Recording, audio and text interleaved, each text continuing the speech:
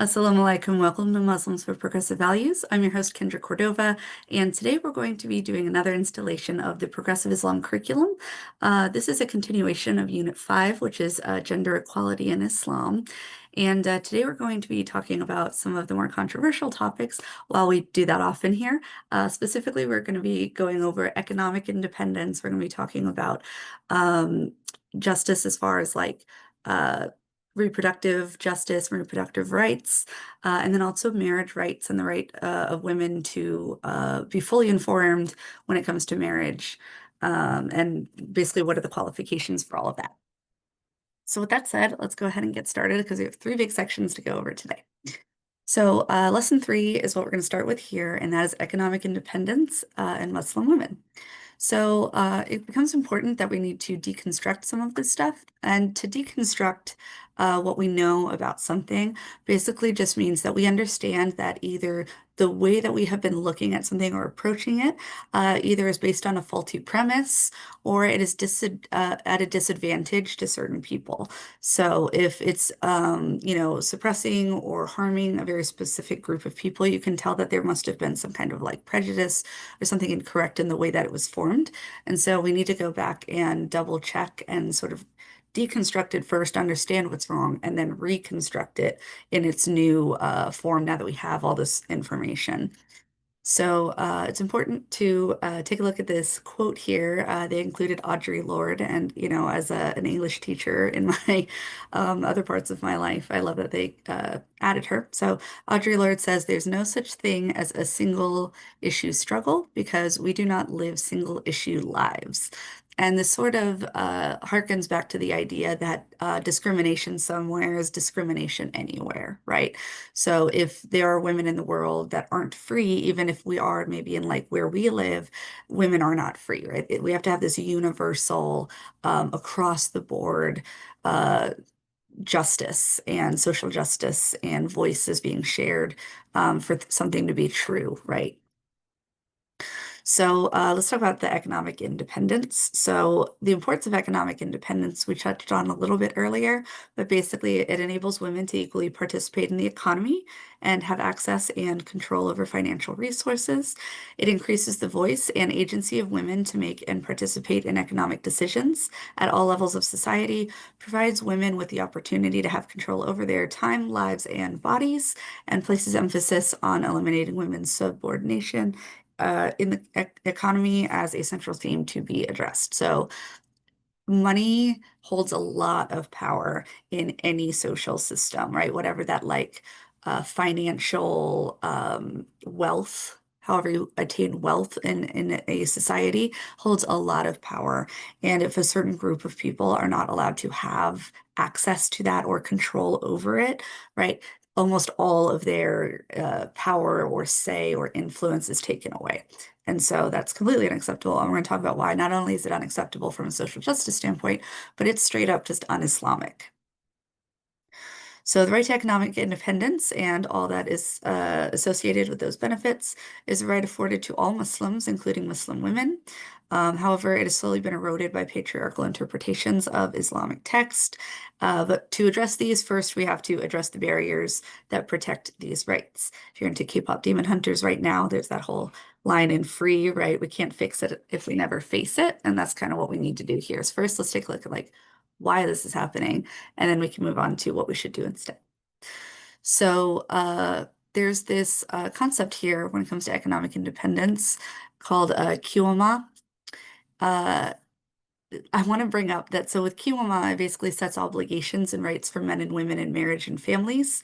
So QMA is often understood to mean that husbands provide economically for the family and protect the family, and wives obey the husband and provide emotional labor and care for the family. So that's sort of like what the general like understanding is, but we're going to go into like a deeper Quranic and Hadith understanding as well. But the patriarchal issues that come from this is the change in language and the change in attitude that starts to come as we approach this subject.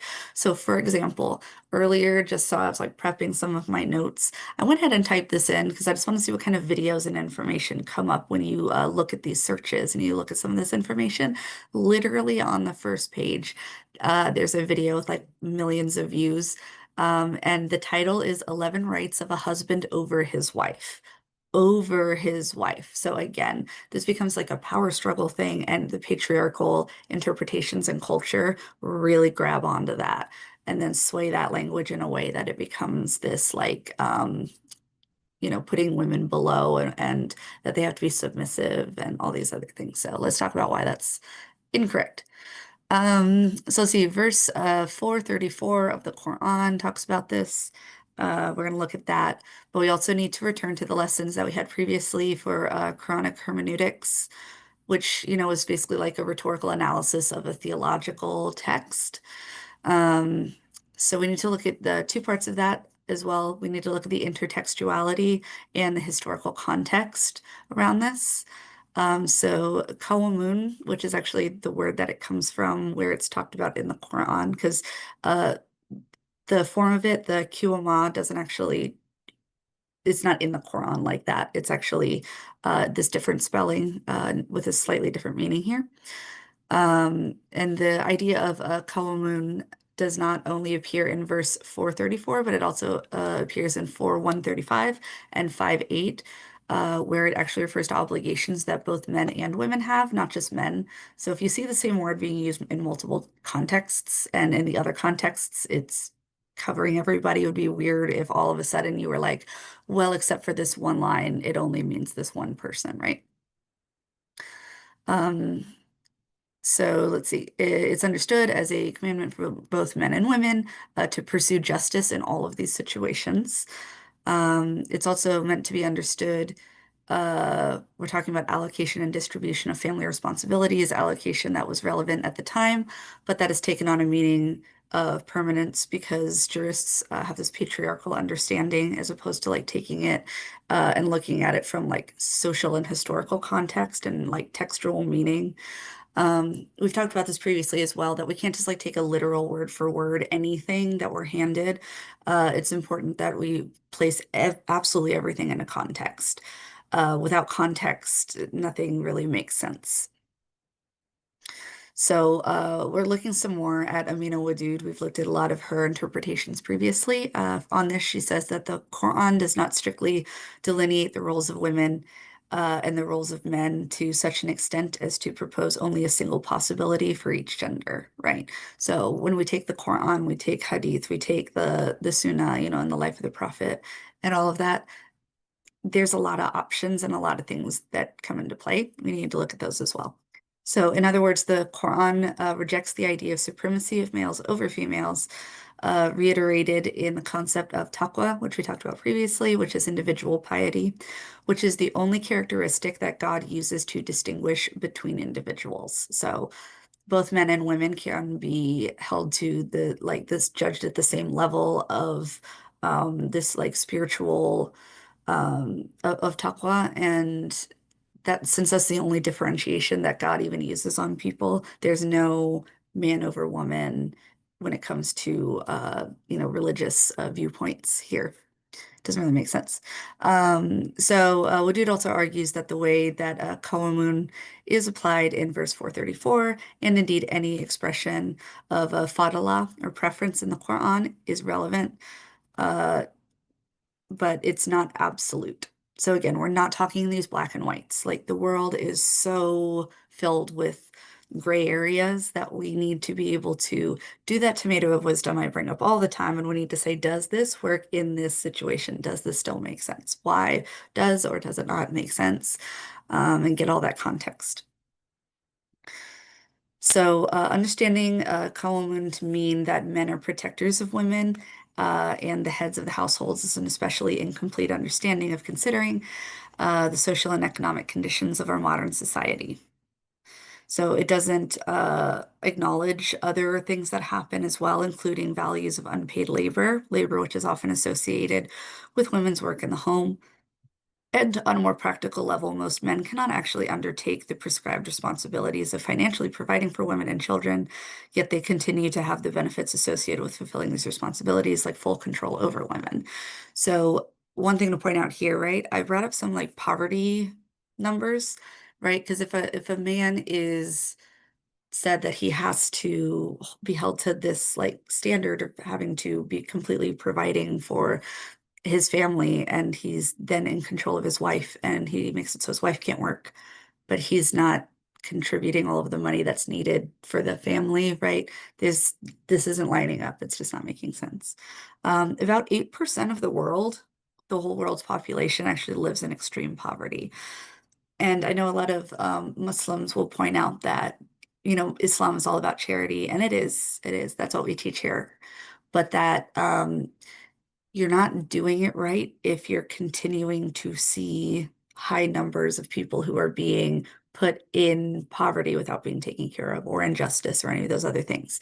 So just as an example of how like we're missing some things here. We're not doing everything the way we should be. I went ahead and brought up some numbers when it comes to like Islamic societies. So I wanted to take a look at Saudi Arabia, just what their numbers look like. And the poverty, it's not tracked very well, so it doesn't come out all the time with like perfect numbers. But it's estimated right now between anywhere between like 13 to 20% of people in Saudi actually live in poverty, which is one of the highest in the Gulf Cooperation Council's countries. So that's just something to keep in mind, right? So like if we're saying again, man must take care of women, but if he's not upholding his side for whatever reason, and then is still given like this seat where he is in charge of everything, and she doesn't have any choice and doesn't have access to her own money, which happens sometimes. Um, things aren't lining up. We're obviously doing this wrong, right? So let's go back and look at what these problems are and fix them. So, how do we see this supported in the Quran? So let's talk about it. The basis of Muslim women's rights to economic independence is rooted in Quranic concepts like aql, which is justice, and adl, which is fairness. But it's also in some specific Quranic verses. So if we take a look at sort of where this is mirrored, 432 says, "Never will I waste the work of a worker among you, whether male or female, the one of you being from the other." There you go. We also have 3 195, which is there's a share for men and a share for women from what is left by parents and those nearest related, whether the property is small or large, and there's an obligatory share. So again, you can't just like deny um, inheritance to women just because they're women. That doesn't make any sense. The Quran says they get their inheritance too. And then the believers, this is a 971. So the believers, men and women, are protectors of each other. Each other. They enjoin what is just and forbid what is evil. They observe regular prayers, practice regular charity, and obey Allah and His apostle. Right? So again, men and women are protectors of each other. So here's an example where it's not just like men are the protectors of women and women are not protectors of men. It's that you are there for each other. So the belief that women should work in the home and men should work outside the home, and that women should be economically dependent on men runs counter to these verses, which highlight the right to work, and the right to inherit, and the responsibility of using one's own funds for charity, which again, charity is a big part of Islam, and we need to make sure that we are continuing to practice that. And one of those ways that is talked about through the Quran and also through just, the Prophet's life and his sayings and everything he did was taking care of those who are vulnerable, right? People who are left behind, whether that's the kids and their inheritance, whether that is orphans, whether that is whoever, making sure that people got the money that was owed to them was a big part of early Islam. And I'm going to keep bringing her up. She's going to come up a few more times, but I cannot stress Khadija more. If you need an example that women can work and have their money and have even more money, right, than the guy, Khadija is a great example. So we're going to talk about that in a minute. Okay, so Aswad bin Yazid narrates in a hadith that I asked Aisha what was the norm of the Prophet at home, and Aisha replied, he used to work for his family at home. Then when he heard the adhan, he would step out. So again, guys can also and are encouraged to, and the Prophet Muhammad, peace be upon him, did work in the household as well, right? So the household and the care for that and the chores and the kids and all that is not just for one gender. and neither is going and working a job and getting money. So, based on some of the readings in of the Sahih Hadith, which is the authentic Hadith, we can ascertain that the Prophet believed in absolute wealth, ownership for women, the right for women to inherit, work opportunities for women, income for women, business ownership for women, and property ownership and inheritance for women. Okay. Two of the wives of the Prophet were entrepreneurs or business owners. Two, not just her. There were two. So there's obviously who I already said, Khadija, first wife of the Prophet. Um, she, as we know with the whole story, right, she had a business of like trade, and she ran caravans for trade and all of that. And it was actually through that work when he was working for her, and she was like, "Wow, I've heard this guy's so great." She proposed to him, and they were married. Even after her marriage to the Prophet, Khadijah continued her work, running her trading business, and eventually using the wealth she accumulated to sustain the early Muslim community when they were facing persecution and an economic boycott by the Quraysh in Mecca. So another way to say that is that a woman funded early Islam. Early Islam's economic power and success was because of a woman, period. Okay. Uh, and then also, Sada bint Zama, and that's the second wife of the Prophet Muhammad, was an artisan and tradeswoman who primarily worked in tannery. So she tanned and processed leather herself, selling the processed leather for income. So that's great. Love it. During the early days of Islam, women had freedom in the economic field, buying and selling goods, borrowing and loaning money, and owning businesses and property, in addition to a woman's right to work. And to earn money, early Islamic teachings established two other tools for Muslim women to maintain economic independence, mahr and mahr uh, and inheritance. So the role of mahr, which is dowry in English, that's the same thing as dowry. Prior to the introduction of Islam in the Arab Peninsula, dowries were given to the bride's parents, not the bride herself. And this is also done in Christian land, which I came from Christian land. That's also very common still even now. Wasn't given to the bride herself. It was actually a practice that essentially served as a way to purchase women from their parents. So it was like, hey, I'd like your daughter. Can I pay you for her? Yikes. In Islamic teachings, though, the mahr became a mandatory gift from the groom to the bride, one paid directly to the bride, which she maintains absolute ownership over. So you can kind of see it. It's different, but you can almost see like if you're new to that idea, kind of like the whole concept of like the whole like super fancy engagement ring, right? Or like the bride gifts, or the things where it's like I'm gonna, give you all of this like flourishing, amazing stuff, right? Because I want to marry you and I love you, or because, I think we'd make a great couple, whatever that is. The Prophet, for example, gave Khadijah 20 camels for her dowry, and he encouraged other people to practice it as well. All right, almost done with this section. Let's see. Like dowries, inheritance also became a right for women upon revelation from the Quran. Prior to Islamic teachings, inheritance was reserved strictly for men in the Arab Peninsula. Now, I want to point out, this is early, like pre-Islamic Arabia, but this is a problem worldwide. I do want to point that out. So, this like patriarchal form of like not giving women inheritance is very common. For example, I was like a big Jane Austen fan, again, an English teacher, English major, right? And in Sense and Sensibility, that's like the whole premise of the beginning of the story is that you have these sisters whose father died and they have no way to make money, but all of the money, right, was given to um, male family members, and they didn't get to have any. And so now they have to struggle to try to find, and this was in like the late 1700s, early 1800s, let alone like 1400 years ago, right? So this is like a common pattern throughout like cultures. And that's one of the great things about Islam is that for its time, and even in comparison to throughout time, the Islamic concept of like women getting to inherit anything, and getting to have these businesses and getting to do all that was considered very progressive for its time. Islam has always been progressive since its inception. It was supposed to be, I'll say that much. So, inheritance for women is mentioned multiple times in the Quran, including in verse 4:7 and 4:2 through 3, while traditional interpretations of these verses read inequality in the distribution of inheritance. Interpretations by scholars like Amina Wadud, which we covered in the previous classes, apply a justice-oriented approach to inheritance, recognizing that inheritance simply serves as another tool for Muslims to encourage justice in society.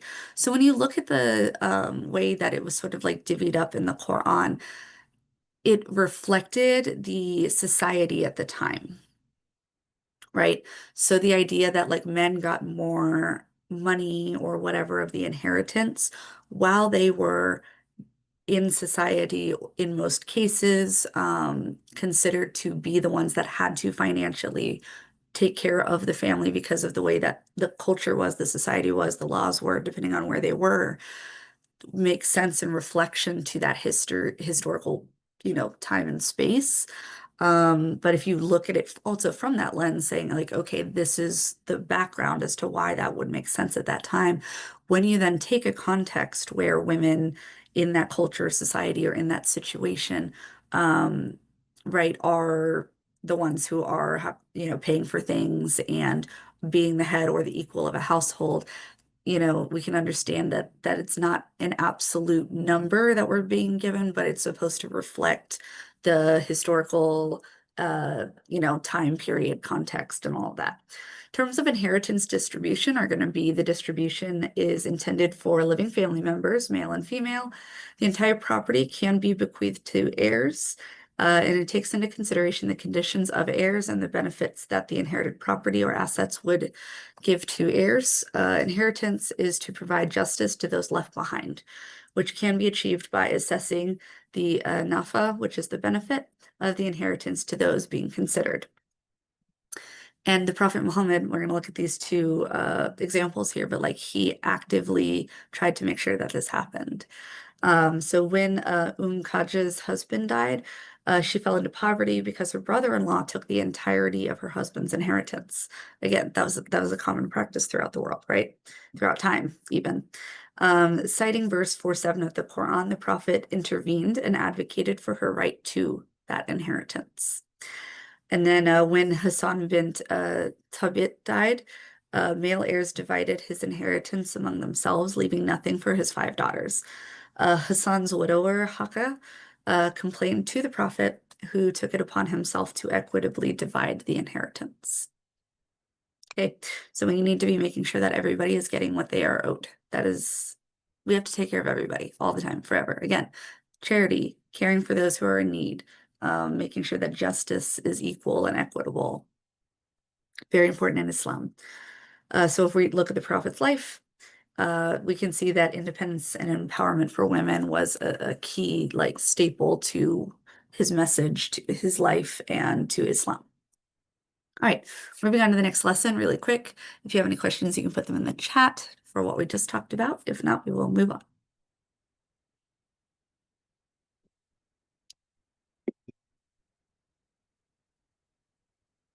All right. So next lesson, lesson 4, an Islamic approach to reproductive justice. Okay, this is a hot button topic even in the West right now, right? This is like a constant thing that we're always talking about. So understanding the Islamic approach is really helpful for us, especially because as we're going to see, the Islamic approach has always been, again, progressive. So there are many phrases that we need to understand when we're talking about reproductive justice. So we need to understand reproductive health, reproductive rights, and then reproductive justice. So reproductive health is a woman's social, physical, and emotional well-being during pregnancy and the well-being and health of their reproductive system throughout their lifetime. Reproductive rights are an individual's right to access reproductive health services, and to freely make decisions regarding the specific health services they wish to access and utilize. And then reproductive justice is securing a woman or a girl's access to reproductive rights through equitable social, physical, mental, economic, or educational conditions. So the health is like, her body, mind, body, spirit, all that, right? The rights are going to be making sure that her right to do that is upheld. And then justice is making sure that everybody, again, has this equitable treatment in the system. So while reproductive health focuses on well-being and services, and reproductive rights focuses on individuals' right to access the services, reproductive justice acknowledges that issues and barriers that women face, and how that can be resulted by social inequalities. There's two core Islamic principles that we need to address for this section as well, and that's going to be karma al-Insan and then the Maqasid al-Sharia, which we talked about previously. Just a little recap on those. So the karma al-Insan, which is the divine miracle of the human body, which serves as the basis for dignity to all, and which all individuals are tasked with protecting. And that is regardless of religion, race, culture, or anything else, age. That's because in the Quran it talks about how we are all the descendants of Adam, all humans, and so therefore all humans are treated equally because of that. And then the Maqasid al-Sharia, which is the 5 objectives of Islamic law. So the Islamic law codes are basically supposed to meet these specific objectives, regardless of what the answer is that the jurists at the time come to. It's supposed to be the preservation of life, faith, intellect, property, and lineage. Reproductive justice is rooted in our understanding of human dignity, and it's rooted in autonomy, which means that women must be able to make their own decisions as it relates to their reproductive health and must have access to services that allow these decisions to be accessible and attainable. They need access to information, which means sex education and knowledge about having sexually fulfilling relationships are rights afforded to Muslim women. So again, when you run into these patriarchal systems, what they're going to do is they're going to end up like shaming women, even just in like mild ways. Like even if you want to grab like a married woman, right? You want to go conservative and you want to say like, sex has to be only in marriage and only in this specific form of marriage, it has to go through all these steps, whatever, right? But even after that point, you're going to notice that in patriarchal systems, they're going to continuously shame women who, talk about liking sex or it being something that they're into, or any of that stuff. It's seen as like a shameful thing on them, even though they've met all of the social standards. Whereas historically throughout patriarchal societies, for men, it's often considered this like good thing. It's supposed to be something that they seek out and it's something that's almost like owed to them, which is crazy, especially when you start to look at some of these examples when it comes to sort of like the Islamic view of sex. It's supposed to be sex positive. Like that's what the Prophet Muhammad, peace be upon him, taught. Um, so yeah, it's kind of crazy. We need to acknowledge when we have to deconstruct something and then reconstruct it because it was made on a false premise or it just doesn't align with the Islamic viewpoint on things. So when we apply an Islamic understanding of reproductive justice, we need to include knowledge about sexual health, freedom from poverty, freedom from hardship, the right to adequate and life-saving health care, and the freedom to make decisions about one's lineage. Although misunderstood by many, Islam takes a generally positive stance on sex and sexual relations between partners. The positive stance also includes the rights of individuals to proceed through life with reproductive choice, dignity, and safety, including a safe pregnancy, a safe sex life, and a safe environment to raise children in. So it was actually said, you can see this in some hadith, that the Prophet Muhammad, peace be upon him, said that sex was like a gift from God. Like it's supposed to be this like fun, special, awesome thing. So again, keep that in mind as we go through this if you start to notice that there's some sort of like negative treatments here. We could also take a look, there's a section for adequate parental support, which means that parents need to be able to care for the child, right? So poverty is one of the things that often leads to things like abortions.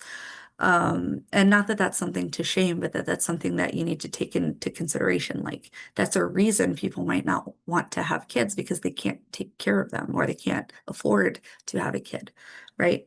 And here in the Quran 2:33, it says, no soul should be compelled beyond capacity, neither the mother made to suffer for the child nor the father for his offspring.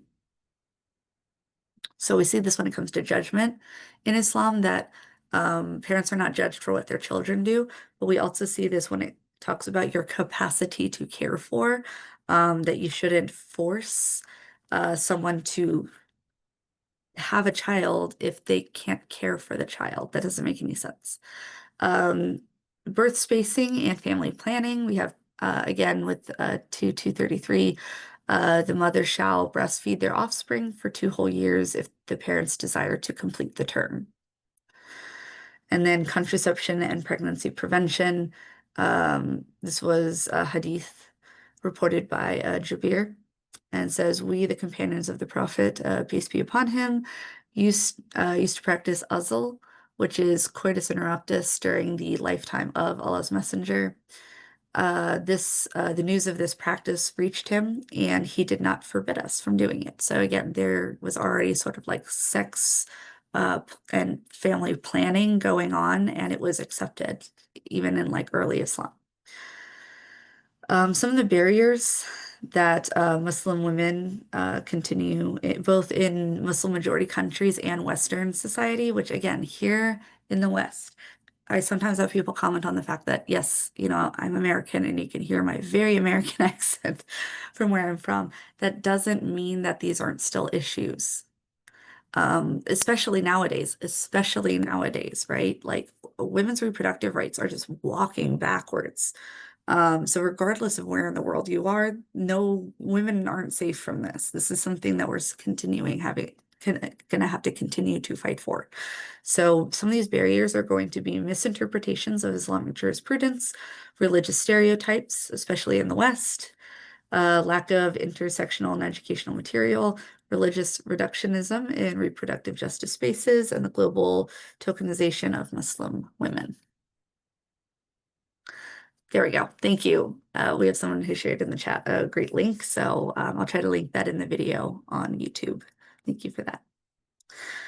Let's see.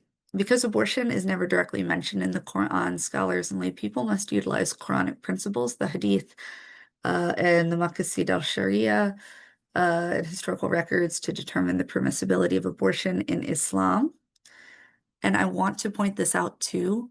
I've watched like tons of interviews where when it comes to like religious panels, here in the West, like here in the US, Muslims are considered to be extremely progressive on this viewpoint because when you put them next to the majority, which, in many parts of the United States is evangelical Christianity, especially in some of the like rural places that I've lived, it's extremely anti-abortion. And yet, when you look at many of the interpretations of Islam that people follow, abortions are completely allowed and, in fact, encouraged in certain situations, which makes Muslims on this supposed to be actually very progressive here in the West.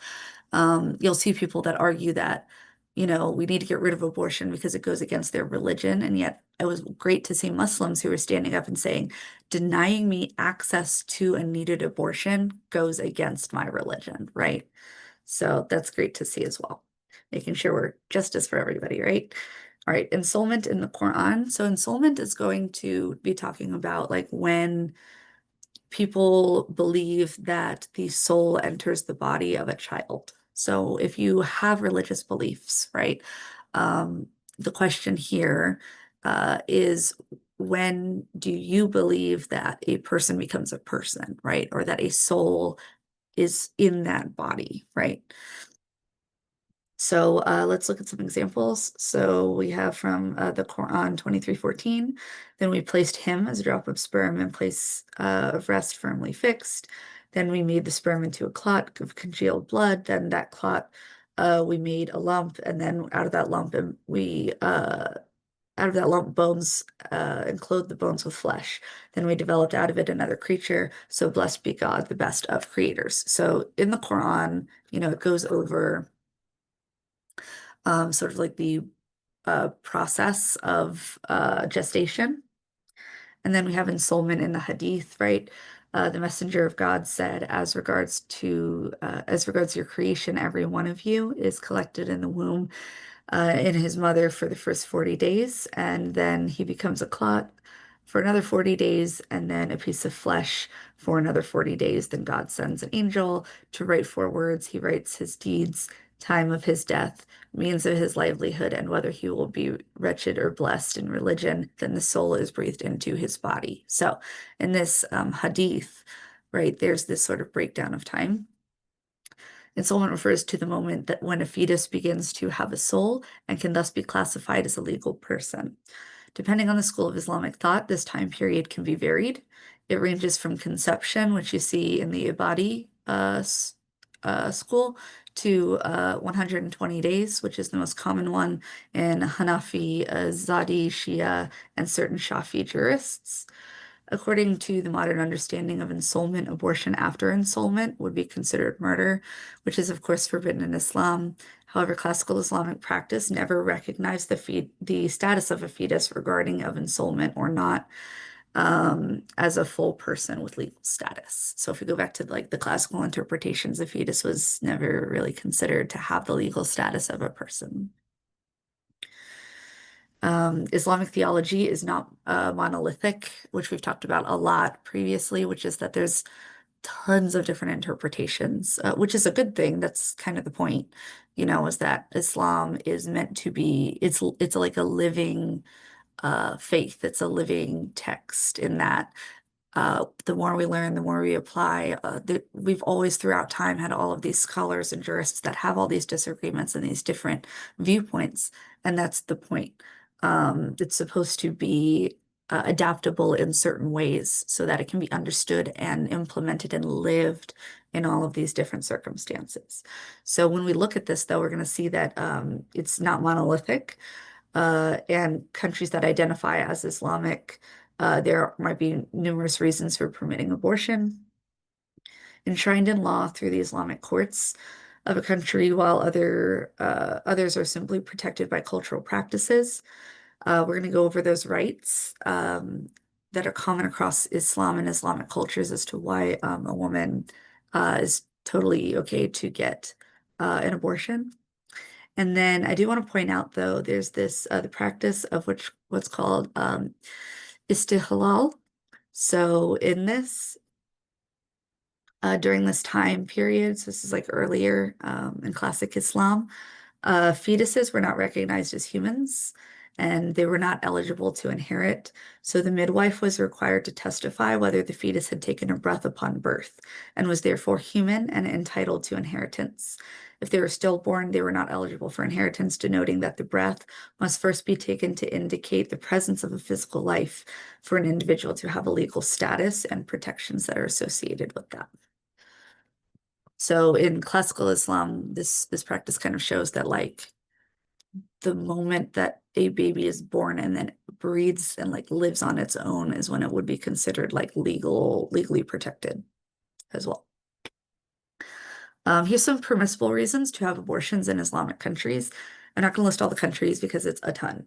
So for example, like danger to the life of the mother. I'm just gonna like show you guys on my notes and stuff. Like that's the countries for like that one. Like look at all those.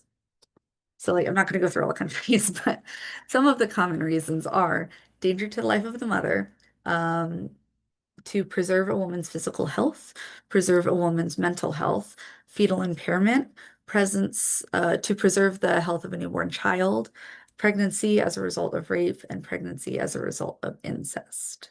And even when you get down to some of those that have like fewer countries listed on them, like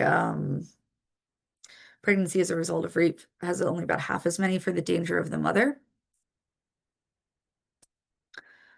Let's see. I have a question. Let's see. Are those limited to the 120 days? That's case by case from the readings that I've done. For the most part, yes. But if there's a danger to the health of the mother further on, there are tons of examples of when that has been allowed because again, it's talking about like the why are you getting the abortion, and then the country will decide based on sort of like where they're going to draw that line. Um, the 120 days is the most common time frame, but if extreme cases and stuff happen later on, there have been tons of examples when that has been allowed as well. But yeah, even some of the ones that don't have as many countries on them still have like 10 or so countries that have that exception in there. All right, almost done on this section. However, one way to interpret Islam's stance on abortion is to turn to one of the most treasured characteristics in the tradition, which is mercy, which appears in the Quran between 200 and 300 times. So mercy and variations of the word mercy are throughout the Quran hundreds of times. According to the Quran, no parent should be made to suffer for their child. So remember, like if the woman or whoever, whether that's like a poverty, like I can't afford this kid, or whether that's like a physical, this could kill me thing. Somebody who has a chronic illness, my third pregnancy, the one with my daughter, uh, I was considered high risk pregnancy because of that, because I got my illness partially through my pregnancy. And so I was considered high risk. And I was having to go to the doctor 2 to 3 times a week to be monitored constantly throughout it. And so, yeah, even in Islam, it's like if this could be dangerous, we need to address that. A woman doesn't need to give up her life, right, for the unborn baby because again, is alive and living out here, whereas the baby is still in development. Let's see. Along with the fact that all schools of Islam and all Muslim majority countries permit abortion if the life of the mother is threatened, should force us to reconsider what is meant by life. Without mercy, life is understood simply as the physical health of the mother. However, if we look at like the deeper concept of mercy in Islam, physical health is there, but also feelings, emotions, mental and spiritual health of the pregnant person. And we understand the decision to have an abortion based on these considerations. So again, if her mental health isn't in a place where she would be a good mother and she's like, I can't do this, that is just as well of an excuse or as a reason as my physical health. We're gonna round that out there with the whole reminding ourselves of there's no compulsion in religion. We need to remember that this means that you as a Muslim do not have the right to force another Muslim or a non-Muslim to respond to a pregnancy in accordance with your beliefs. They, like you, are free to make decisions about their bodily autonomy in accordance with their own understanding of their faith tradition. Okay, so again, there are lots of interpretations, and we might be talking to somebody who has a completely different experience or interpretation, and that's also okay. We just need to try to make sure that in our lives, we are trying to do our best by each other and by ourselves. Going on to the final chapter here, our class is going to go just a little bit over, but this one's a little shorter than the other two. This is on the marital rights in Islam. So when it comes to marriage, one of the issues that is predominant in certain pockets of Islamic countries or cultures is this concept of child marriage. We're also going to talk about FGM in another video. I know I keep bringing that one up. That's one of those ones that's going to take me a little while to like kind of work up to mentally, but that is one that we're going to talk about as well. But this one specifically today, we're just going to go over the whole concept of why child marriage and forced marriage are un-Islamic. We're going to prove it here today, and we're going to continue to stand up for making sure that women, people in general, but women, sorry, you might have heard my son cough, need to be protected. So marriage, including in Islam, is considered a legal contract or an act, sorry, between two parties. So they have to have consented to marry one another of their own free will without force or compulsion from family members, witnesses, or community members. It needs to be built on love and compassion and goodness, and establishes a set of rules, duties, and conditions for both spouses to follow. There are 4 requirements that need to be met. So the first one is the ability to give informed consent. Second, we have the ability to properly manage their own finances, physical or post-pubescent and emotional maturity, and then the ability to enter into Mithaqan, Galazan, which is the solemn covenant. So those 4 things have to be met first. Let's look in the Quran. We have Quran 4:19, which is, "O you who have believed, it is not lawful for you to inherit women by compulsion," which means like you cannot make a woman marry you. Like you just can't. You can't just be like, well, I deserve to have her. Doesn't work like that. And then in Hadith, according to Abu Dawood, once a virgin came to the Prophet and said that her father had married her to a man against her wishes. The Prophet gave her the right to repudiate the marriage. So again, history of him saying that's not cool. Like, no, we don't do that. We really need to get back to the basic progressive values and morals when it comes to these things and look at some of the things that were done earlier, like we just talked about, like the wives of the Prophet being business owners, and how far we sort of, for some reason, are like drifting from some of these just basic human rights things. And this is one of them too. In Islamic teachings, there are 2 forms of maturity. There's physical maturity and emotional maturity. So, Baligh and then Rushd are 2 types of maturity and are required to be attained prior to being considered ready to participate in the legal and economic aspect of marriage and engage in the sexual acts associated with marriage. Without both of those things, a marriage is considered illegitimate. So Baligh is a person who has reached puberty or physical maturity, which according to Islamic jurisprudence is attained when menstruation starts or when the person reaches a certain age, depending on the school of thought, between 9 and 13 years for girls. So it does sound extremely young, and nowadays we would consider that to be young. As we have progressed as a society, we do have to take historical context into understanding when we looked at that. And it's only like the last 100 years that those ages would be considered extreme. I want to give an example. My great-grandmother was married at the age of 13. So again, nowadays we would say like, don't do that. And I still, agree, like that's a child, but if we're looking at sort of like the histories and we say physically, at the time, it was considered like, okay, once you are of childbearing age, then you would be, like able to be married. And then the Rushd, which is the intellectual maturity that an individual requires to handle their own property and affairs, enter into legal contracts, and have legal capacity. According to Islamic scholarship, the age of Rushd is between 18 and 21 years of age. So again, you can't just have the physical maturity because they're kids. So that emotional and intellectual maturity and the ability for them to prove that they have a full understanding of all of that has to be there too. So again, 18 to 21 years of age is common in Islamic scholarship. And again, that's kind of where we are nowadays. A lot of places have like 18 or so as the age that you can be legally married. And that makes more sense than just trying to focus on the physical aspect of it. Financial management requires intellectual maturity, but also stability to foundations for legitimate marriage in Islam. And then the final requirement in Islamic marriage is that concept of the solemn contract, which forms the basis of institutional marriage.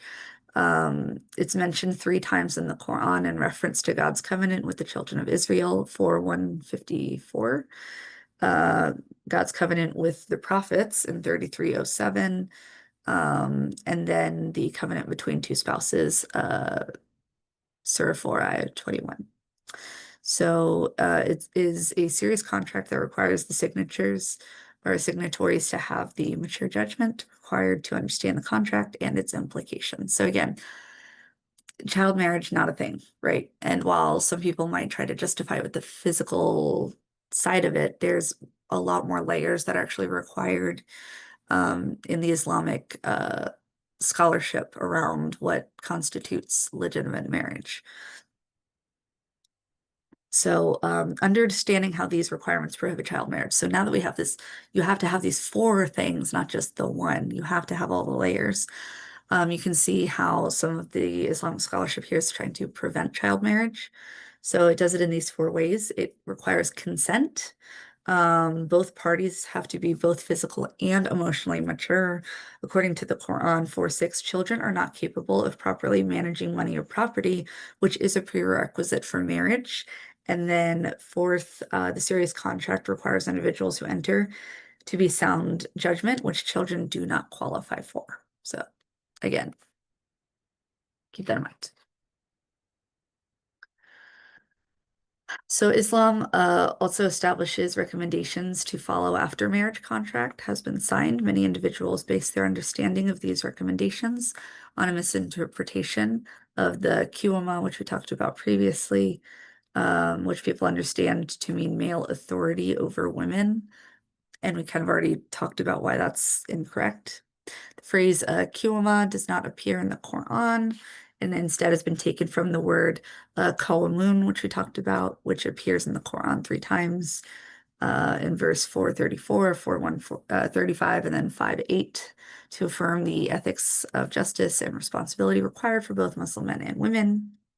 However, early jurists, many of who departed from the values of the interpretation of how Qawmun was used in verse 434, they develop the Kiwama as a concept that justifies unequal roles in marriage. So they sort of just like kind of, again, they change the language around it or like the way it's defined, and they'll take one very specific example and then they'll grab that and be like, and that is the only answer when that's not true.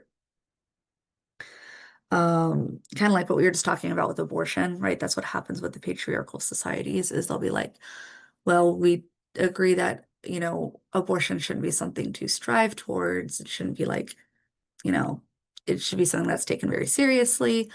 But, there are all of these examples as to why, abortion should be allowed and women should have the right to them and all of that.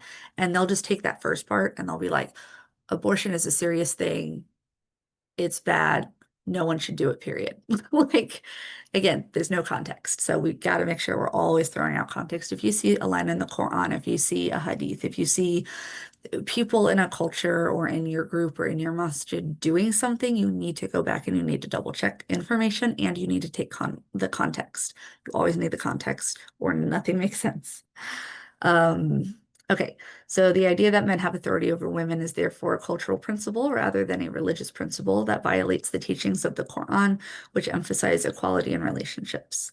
For example, in 4:1, O mankind, fear your Lord who created you from one soul and created from it its mate and dispersed them both of them, many men and women. So as someone who's raised in like the conservative Christian land, the separation between what makes men and women different was the idea that women were created from the rib of Adam, meaning like under, like near his heart, but under his arm, meaning that he was like the protector of her and that she wasn't really a whole person, right? He was the original creation, and then she was like almost like the knockoff. And that created like a lot of issues, obviously, in society, right? So then again, there's this idea that a woman is like a creation as part of a whole instead of being whole herself. Whereas, amazingly, and I love it, in Islam, right, they're considered to like a split of the same soul, right? So they're, again, the soul is what matters here, not just your physical body. You are judged by Allah based on like being a good person and all that. So this whole idea that they're made of the same soul, not one from someone as someone else's body part, right? This makes a huge difference. Okay, so verse 4:1, which we just looked at of the Quran, emphasizes equal pairs for all individuals, noting that each soul, nafs, has its mate, zauj, and then that neither has higher status above the other. Tawhid, which we looked at previously, serves as the basis of all Islamic beliefs that there is one God and nothing can resemble them in form or power. And this means that practicing Muslims may worship God and God alone, and any attempt to establish supremacy or control over another individual denies the principle of Tawhid, that no one human may have power or control over another one. God is in control of all. Um, and we cannot control other people, right? Taking away another person's freedoms and ability to make choices for themselves is taking away their ability to act in the way that they want to be judged for in the eyes of Allah. Oh, yeah. Got another comment. This belief is big in my Protestant mom's family. Yeah, I mean, if you're in that community, um, it is. It's a big one. And when you come and you start approaching Islam, and for me personally, this was something that I just found so um, beautiful, was that I had been raised in this idea that like women were inferior, right? And that that whole like men are, in charge of women because of that whole Adam and Eve story, or that Eve was like the cause of all of human suffering because of the whole like eating the apple thing, like all of the stuff that you're taught. Because I was raised in the Catholic Church, there's the concept of like original sin, like babies are born evil. And so when I started studying Islam, I was like, wait a minute, this is crazy. The first wife of the prophet was older than him, was his boss, was like a business lady, and she proposed to him. That's so progressive. There's no original sin, right? When people are born good. Um, and pure as children, which I thought was amazing to hear as well. And then this whole idea that like men and women are from the same soul, like there's no gender difference as far as in the eyes of God. It's nice on this side. I love it. Love reading all of the stuff and taking the classes, and it's just nice to hear because sometimes when you grow up in those religious spaces, you don't hear that as much. Let's see. Nowhere in the Quran does it say that Muslim women are required to marry Muslim men, but supporters of this belief, let's talk about this part, right? Like, because there's this common misconception that like um, Muslim women cannot marry non-Muslim men. So let's talk about where that comes from.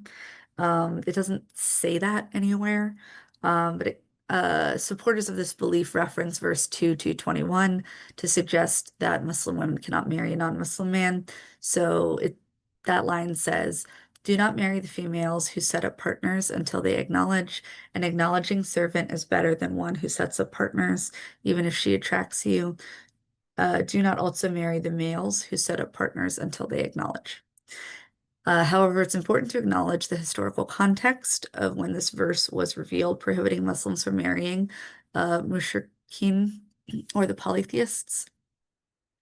At the time, Muslims were living in a land of war under attack from polytheists who were vehemently opposed to their monotheistic religious beliefs.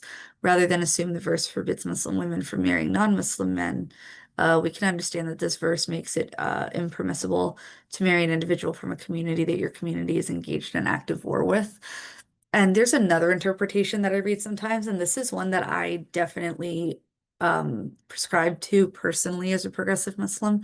And that's the idea that when you look throughout history and even in many circles, even nowadays, there's this belief that a woman has to convert to the man's religion in order to marry him.